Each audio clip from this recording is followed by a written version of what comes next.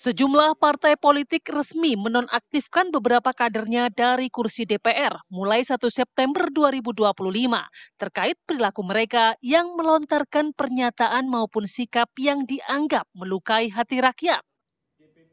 Setelah Partai Nasdem menonaktifkan Ahmad Saroni dan Nafa Urbah, disusul Partai Amanat Nasional mencopot Eko Patrio dan Uya Kuya, serta Partai Golkar menonaktifkan Adis Kadir.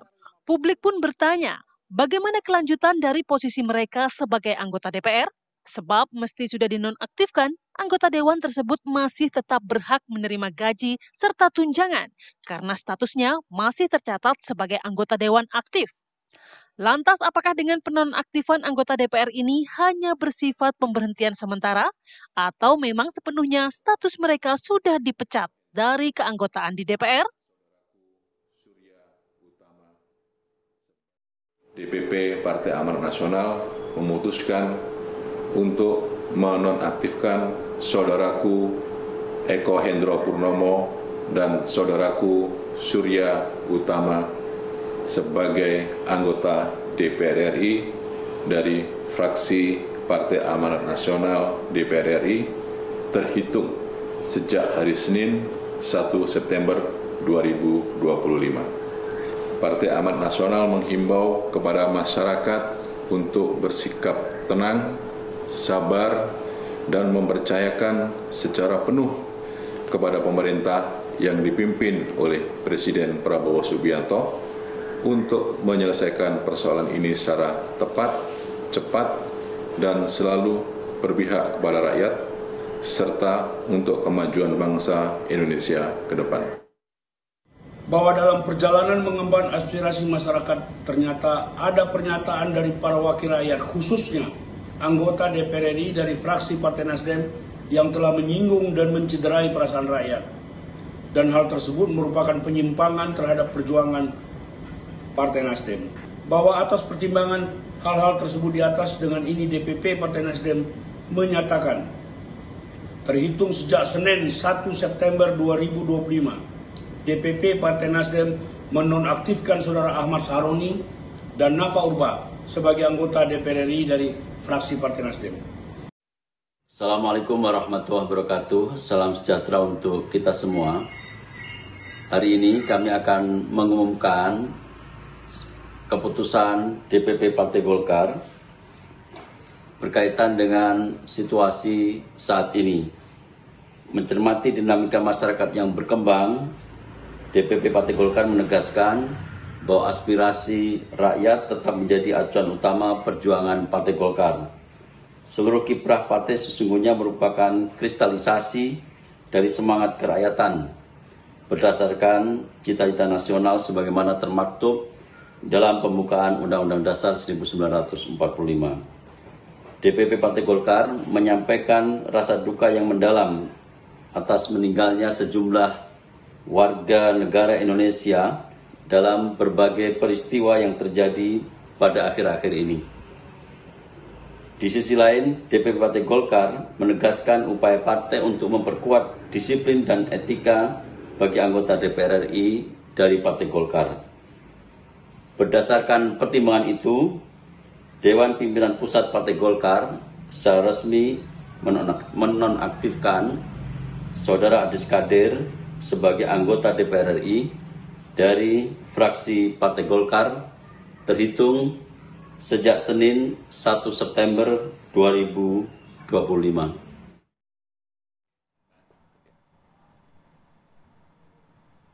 Ya, kita sudah mendengarkan dari masing-masing partai politik yang mengambil keputusan untuk menonaktifkan anggotanya yang dianggap melukai hati rakyat. Total ada 5 orang, dan juga kita sudah mencoba untuk menghubungi dari Partai Nasdem dan juga PAN, tapi karena satu dan lain hal tidak bisa bergabung bersama kami pagi hari ini. Ya, kita jadinya akan berbincang dengan narasumber yang sudah hadir di studio bersama kami. Ada Margarito Kamis, pakar hukum tata negara Universitas Hairun Ternate. Assalamualaikum, selamat pagi. Selamat pagi, Bang. Lalu bersama kami juga ada Agung Baskoro, analis politik dari Trias Politika. Assalamualaikum, selamat pagi. Waalaikumsalam, pagi semua. Sehat semua ya Bapak-Bapak ya. Saya mau ke Bang Margarito, berikan pencerahan kepada kita pagi hari ini dengan diksi sejumlah partai mengambil langkah untuk menonaktifkan dari anggota DPR partainya karena melukai hati rakyat. Nonaktif ini dalam secara undang-undang itu berarti apa? Apakah memang ini hanya bersifat sementara kah atau apa? Begini, katakanlah sekarang kita ambil supaya orang ngerti gitu ya. Kita ambil contoh yang gampang aja nih. Anda berdua ini orang TV One. Ya. Kerjanya sebut saja begitu ya, bawa acara ini. Fungsi ini aja yang Anda tidak laksanakan. Status Anda sebagai orang TV One tetap aja. Tetap saja sebagai orang TV One. Oke. Jadi teman-teman di DPR yang diberhentikan itu, fungsi mereka sebagai anggota DPR itu saja yang tidak dilaksanakan. Status mereka sebagai anggota DPR tetap. Ya. Satu. Yang kedua, sebagai orang hukum ya, saya bukan orang politik. Dimanapun itu, umumnya adalah orang itu diangkat pakai SK. Mereka-mereka ini diangkat pakai SK Presiden resminya. Maka diberhentikan juga dengan SK Presiden. Oh, oke. Kalau Pertanyaannya, diberhentikan dengan SK Presiden. Oh iya, diangkat dengan SK Presiden, diberhentikan dengan SK Presiden. Soal hukumnya adalah, sampai dengan detik ini, adakah SK Presiden pemberhentian itu? Belum ada sih yang ke Tidak publik ada. ya. Aktif katanya ya. Bukan yang berhenti ya. No. Itu satu gitu. Nah karena itu secara hukum Anda tidak bisa mengatakan mereka berhenti. Sekalipun pemberhentian sementara pun Anda tidak bisa mengatakan mereka sedang berhenti sementara. Karena tidak ada SK pemberhentian sementara. Yang kedua, pemberhentian sementara itu hanya nonaktif itu term untuk mereka-mereka yang kebetulan memegang jabatan misalnya anggota MKD yang dimasalahkan, diperiksa oleh MKD, sejak itu mereka nonaktif sebagai anggota MKD. Di luar itu tidak. Begitu hukumnya. Oke. Berarti hak-haknya juga mereka dapatkan ya? Yes. Tetap ya? Jangan gaji. Ya, dapat semua. Ya, dapat. Secara hukum ya. Saya tidak bicara politik. Secara hukum dapat seluruhnya, karena hak. Hak itu belum ditangguhkan, belum dihapuskan oleh hukum. Karena itu dapat semuanya. Bang Margarito, tadi Anda mengatakan bahwa harus ada SK Presiden. Yes. Tapi ada langkah lainnya nggak sih? Prosedurnya seperti apa sehingga nonaktif ini bisa diimplementasikan menjadi apakah memang harus ada pengunduran diri dari yang bersangkutan atau PAW kita kenalnya? Kalau dia mundur, good. Kalau dia mundur, Tapi kalau kayak Fahri Hamzah nggak mundur ya. Waktu itu kondisinya jadi panjang malah. Iya, panjang. Dan satu di antara yang menyebabkan jadi panjang itu Margarito. Iya. Untuk Fahri Hamzah kan. Saya bilang perkaranya itu orang-orang itu. Tapi balik lagi kita ke sini, Bang. Kalau nggak mundur bagaimana? Nah, kalau nggak mundur, siang ini tadi malam saya baca di salah satu media online gitu. Siang ini kalau tidak salah ada orang yang akan melaporkan soal ini ke MKD. Akan diproses di situ. Kalau misalnya MKD mengambil keputusan memberhentikan mereka, maka diteruskan pemberhentian itu diproses secara administratif, secara prosedur ke Presiden, lalu Presiden akan menerbitkan ke KPU, lalu KPU akan meneruskan kepada Presiden dan Presiden akan menerbitkan SK pemberhentian. Lalu diganti dengan yang lain atas dari orang yang dari dapil yang sama. Jadi sudah pemecatan dari MKD kemudian dikuatkan dengan Presiden atau begitu. Ya begitu itu. Itu prosedurnya. Itu prosedurnya. Anda senang atau tidak senang begitu prosedurnya. Supaya kita tidak semena-mena juga. Karena katakanlah orang-orang yang diberhentikan itu atau siapapun yang akan diberhentikan nanti itu ada mereka punya hak untuk mempertahankan diri. Karena itu mesti dicek di dalam Mahkamah Kehormatan itu. Kalau prosesnya melewati MKD berarti Presiden tidak bisa serta-merta langsung nggak bisa. Nggak bisa, tidak bisa. Presiden tidak bisa. Secara hukum ya, secara tata negara, secara hukum Presiden tidak bisa memberhentikan mereka.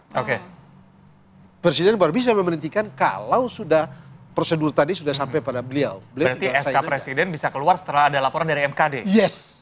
Laporan dari MKD ini MKD bisa bekerja atas laporan dari masyarakat atau bisa sendiri? Yes, laporan masyarakat. Atau sesama anggota atau siapapun itu ya melaporkan. Dan mereka tidak aktif. Mereka menunggu laporannya. Hari ini kalau tidak salah, saya tidak usah sebut dari mana begitu ya, tapi saya baca semalam akan ada yang datang melaporkan siang nanti di MKD. Siapa Bang? Dari mana?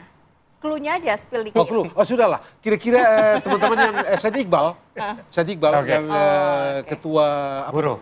buruh ya. Ya, Perserikatan Buruh. Partai Buruh. Nah, itu dia yang akan, kalau tidak salah dia akan melaporkan hari ini. Bang Margarito, kalau kita... Tapi ini menarik, tapi ini satu menarik ini. Ya, saya close dikit itu ya. Ya. Di VT tadi itu tuh, ada Nasdem, Ya. ada PAN, Ada PAN, Ya. ada Golkar yang memberhentikan. Hmm. Pertanyaannya adalah, saya tidak tahu kenapa mereka gitu ya. Tapi kalau tadi di VT itu tadi, kalau kita lihat joget-joget itu, kan banyak sekali orang tuh. Banyak. Banyak orang itu. Soalnya, mengapa mereka berempat? Atau cuma itu gitu? Ada mungkin yang setelah itu melontarkan pernyataan-pernyataan juga ya. Ya, yang joget itu. Oke, kalau Pak Sahroni, ya mungkin ya itu ya orang apa lagi. Tapi yang lain kan Jadi gara-gara menurut Abang harus lebih dari 5 fair. itu. Harus fair. Oke. Harus fair. Banyak dong. Perlakunya sama. Mengapa cuma ini? Oke. Mesti fair gitu. Ya. Lalu saya senang kalau misalnya ini dibawa ke MKD begitu ya, supaya dibuka semua kenapa begitu dan begini dan segala macam sampai terjadi itu gitu loh. Karena kalau kita barusan saya kesini, saya minta sopir saya punya itu HP, saya nonton suruh cek itu orang joget-joget itu ngapain sih? Ternyata ada band di dalam kan. Iya. Lagu itu ke kanan, ke kiri, ke kiri. Iya. Ya, manusia mana yang tidak akan joget di lagu itu? Iya. Jadi mari kita buka seluruhnya supaya tuntas. Sebab begini. Jangan cerita di Indonesia dan cerita parlemen modern gitu ya. Sejak Romawi kuno, orang itu untuk menjadi, sebut saja misalnya anggota parlemen, senatum atau tribun, mereka mesti masuk pada apa yang disebut dengan kursus honorum. Kursus honorum itu mengisi isi kepala, mengasah rasa untuk punya level cita rasa etik dan sense of ethics, sense of bla bla bla bla.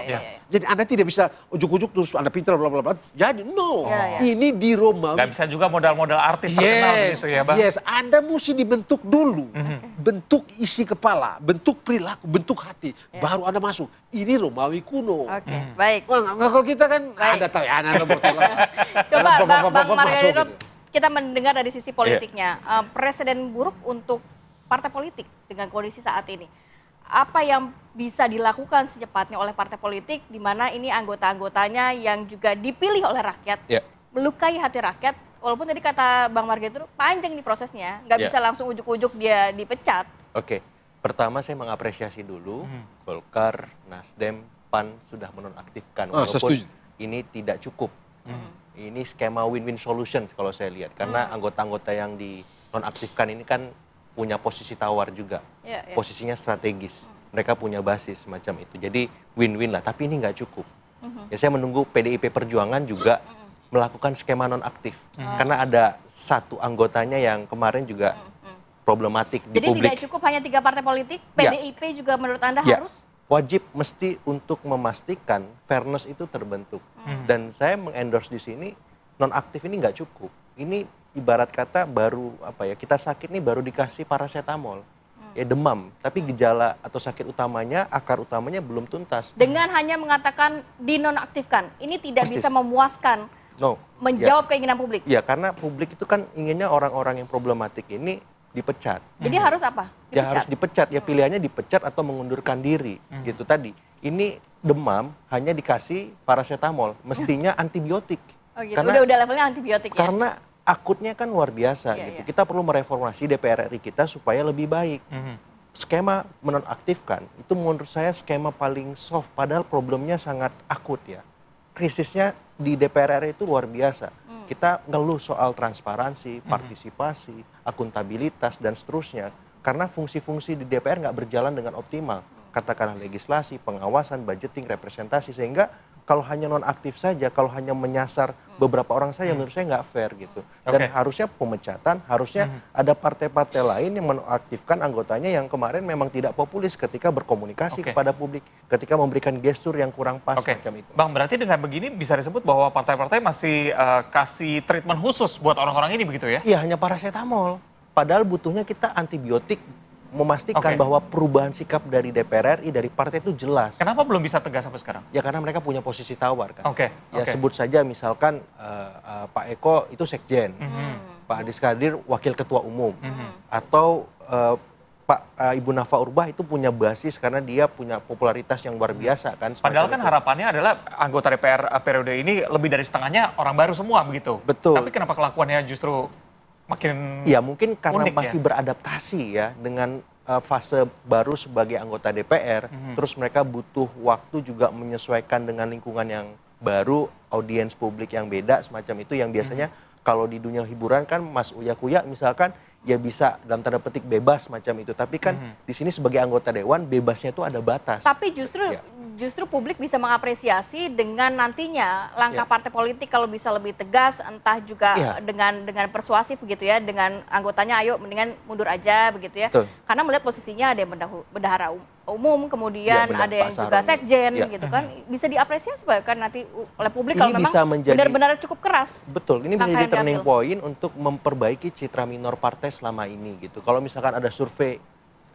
dari banyak lembaga kredibel selalu menempatkan DPR RI itu nomor paling buntut bersama partai. Nah ini kan saya pribadi nggak rela karena demokrasi kita dibangun oleh partai-partai politik, oleh DPR RI. Nah mestinya citra mereka harus paling bagus di atas KPK, kepolisian, Mahkamah Agung, Mahkamah Konstitusi. Tapi ini selalu berada di bawah semua lembaga negara. Nah ini harus diperbaiki karena kalau ini dibiarkan, saya khawatir bom waktu ini akan meledak lagi di satu kesempatan. Kalau perubahannya tidak drastis seperti Bang itu. Abbas, yang cukup menarik adalah mereka masing-masing memiliki posisi di partai, tapi apakah mereka bisa mengundurkan diri dari DPR tapi menempati posisi yang sama di partai? Kita akan bahas usai jeda, tetap bersama kami di Apa Kabar Indonesia Pagi.